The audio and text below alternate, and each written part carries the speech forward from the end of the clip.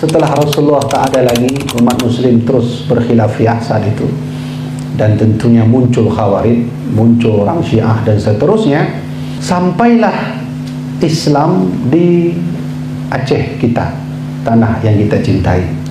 Lalu saat itu ada salah seorang Sayyid keturunan Nabi berbangsa Quraisy, Sayyid Abdullah, saya tak salah saya itu Abdullah siapa namanya, Al-Mukhtabar namanya itu.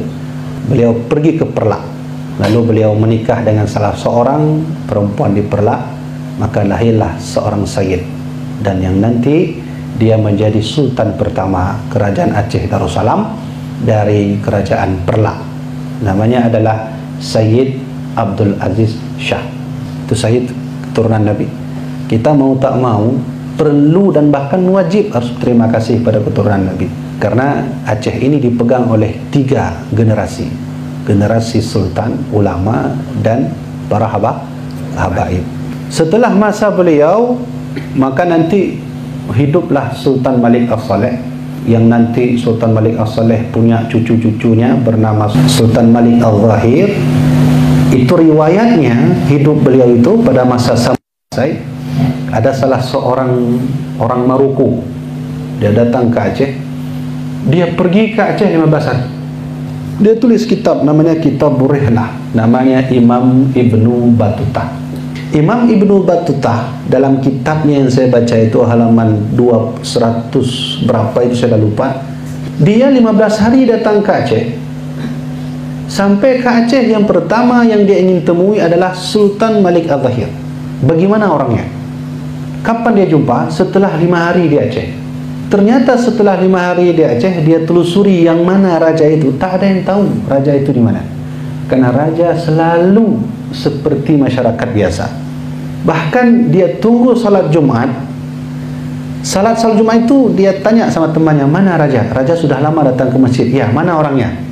Oh, raja kalau dah sampai itu sama seperti kami. Nah, ada yang tahu itu raja atau bukan? Itu beliau tulis di dalam kitabnya. Mungkin bisa dibaca kitabnya, Kitab Rihlah. Tentu kami nggak bisa baca, ada terjemahannya. Nah, nanti download aja di Google itu, download Kitab Rihlah Imam Ibnu Battuta. Nanti halamannya saya lupa, sama saya ada halamannya, baca nanti kedatangan beliau ke Aceh. Yang ingin saya sampaikan bukan itu. Beliau memuji Raja Aceh. Pertama, Raja Aceh orang alim. Kalau berbahasa tanpa translator, harus bisa bahasa Arab. Nah, bayangkan tuh. Yang kedua, bermadhab Syafi'i. Nah, ini perlu, karena ada kelompok di Aceh yang di luar Ahlussunnah Jamaah tak perlu lagi pakai madhab. Yang penting kembali Quran dan Sunnah, udah selesai. Baik, saya lengkapkan terus. Setelah tak ada lagi Samudra Pasai, barulah nanti Aceh masuk ke masa kejayaan, di mana saat itu terjadilah peradaban terkuat, termegah, dan terindah diakui oleh dunia saat itu. Bahkan kita masuk ke nomor 4 kerajaan Islam terkuat di dunia. Yang memimpinnya adalah seorang anak muda umur 14 tahun, tahun 1607 menjabat, dan selesai tahun 1636. Beliau anak kecil, alim orangnya, pandai Quran, pandai hadis, ngaji di Dayah, karena guru beliau itu Tengku Cik di Ribe. Siapa beliau? Nama aslinya Syekh Sulaiman Mukuta Alam. Saat beliau menjadi raja, beliau berubah nama Sultan Al-Imam Al-Adil Iskandar Muda Mukuta Alam. Itu. Nah, disinilah saya ingin cerita sedikit. Ada satu manuskrip yang ditulis oleh Iskandar Muda, langsung punya beliau, tulisan beliau itu.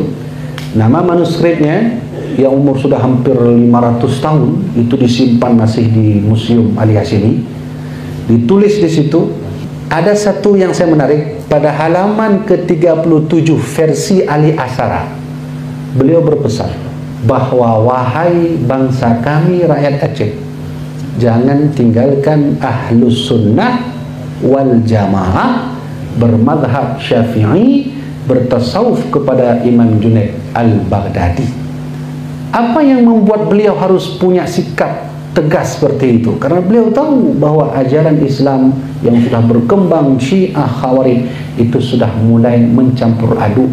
Mereka datang ke Aceh, maka beliau buat keputusan yang tegas.